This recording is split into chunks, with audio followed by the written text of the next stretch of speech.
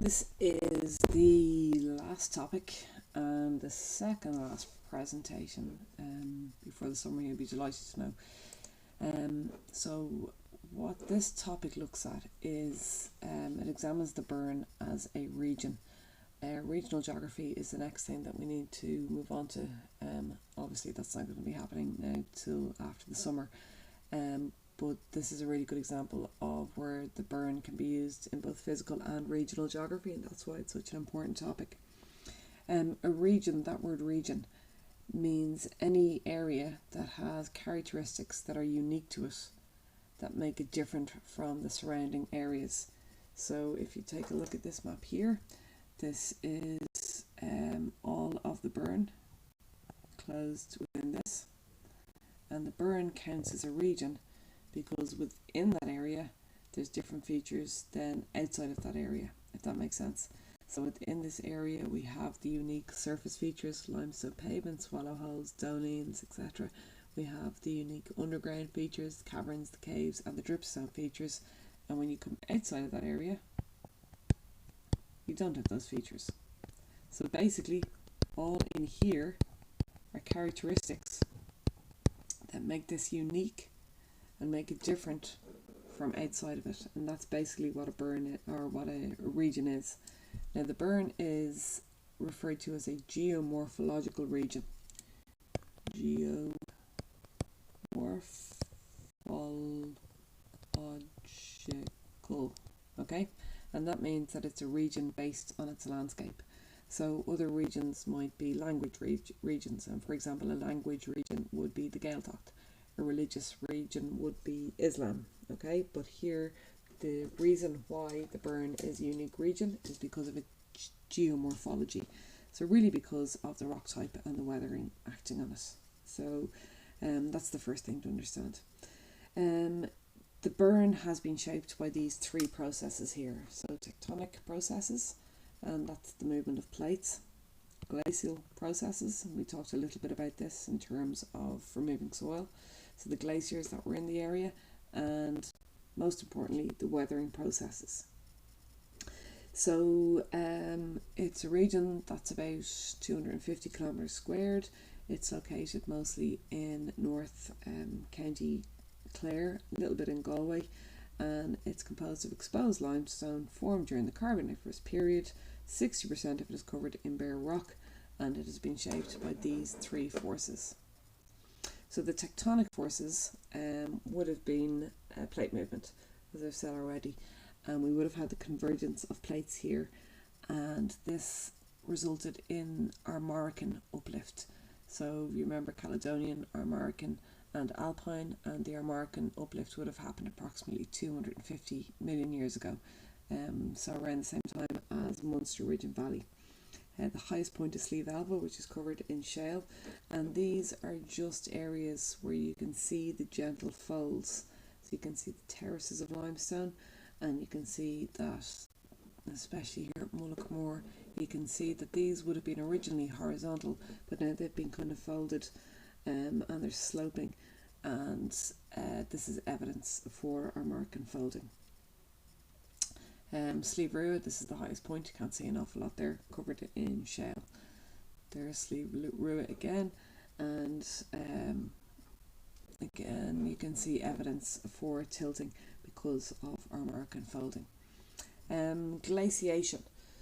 These are so basically the end of the last ice age was about 10,000 years ago, and this would have been the most recent glacial period, but there's evidence that there have been two glacial advances over the Burren area. This basically means during the time of its formation it was covered by glaciers, so glaciers ploughed forward over it and then they melted back, and both of these would have had an effect.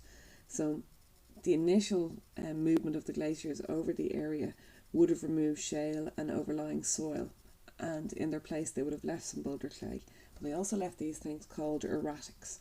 So erratic is a massive big boulder, and you can see it here in case it wasn't obvious, and sometimes it's different from the rock type. So this could be granite, and obviously we've got limestone, and it makes no sense for a massive granite boulder to be on top of the limestone.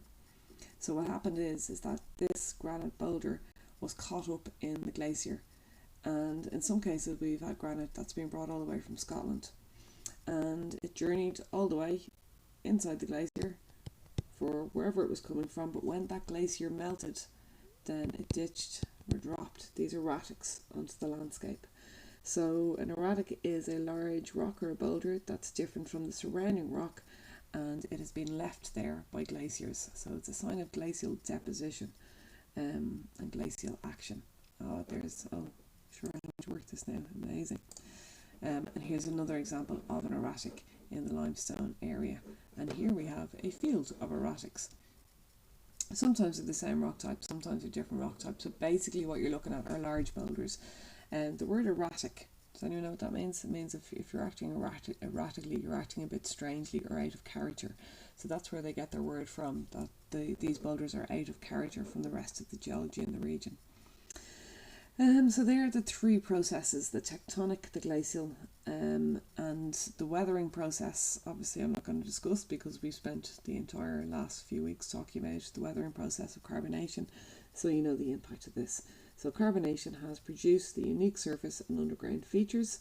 If you think about the Karst cycle of erosion, most of the Burren is at the mature stage of the Karst cycle of erosion, and we've got underground drainage, dry valleys, not very. There's only one river, I think, in the Burren that flows on the surface, so that's why it's at the mature stage. So we've got unique surface and underground features. The main feature, the main characteristic of this region are the limestone pavements. The best example of that is at Blackhead.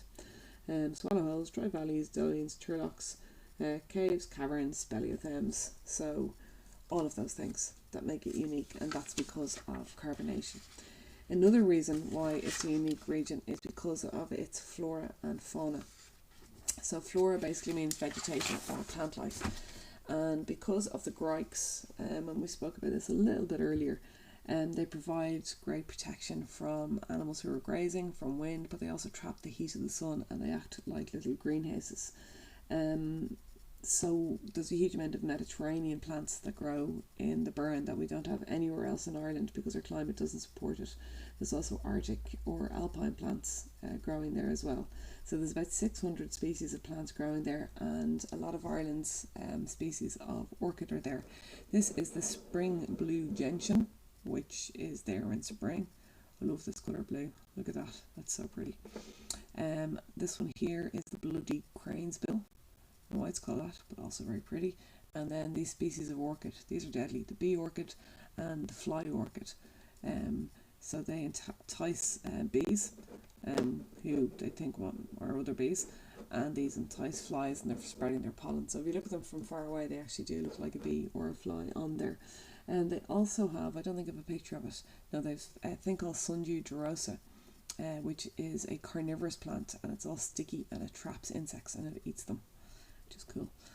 Right, the fauna, or the animal life of the Burren, has loads of butterflies, and this is because obviously of the plant life they're attracted there. So over 30 species of butterflies.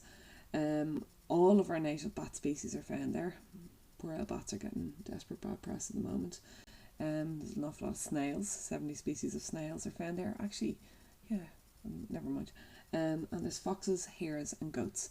Last time we were there we saw a hare and we saw a fox, and that was just the snails. There was loads and loads of snail shells. That explains it. It's also rich in history and archaeology, so this is obviously geological history, and we can see crinoid fossils. And do you remember when we talked about the formation of limestone, we talked about crinoids as being one of the creatures that would have been around 350 million years ago in Ireland. So there's fossils in there found in the Carron region. A huge amount of archaeology there. This is probably one of the most famous tombs. This is Pool na Brone. It's a portal dolmen. I'm not great in history, but apparently there's people buried beneath there. I think there's the bones of about 27 people. There's about 80 wedge tombs in the Burren, and there's a wedge tomb. There's a wedge tomb. There's also some stone forts, and one of them is called Cahir Cumann. There it is there. Okay, so really important in terms of history, archaeology, as well as that. And because of all of these things, because of its unique geology, because of the unique surface and underground features, because of its flora and fauna, and because of its history and archaeology, and basically it's a stunning place to go to, tourism is really, really important here. And that's what this next clip is about. So I want you to read through pages 30 and 31, and I want you to watch this video, and I want you to take down the answers onto page 32. I'll try just post this video separately rather than having to watch it in this presentation. And then for tomorrow evening, sorry, I lose track of time. What day is it? Today is Wednesday, but you won't be getting this till Thursday.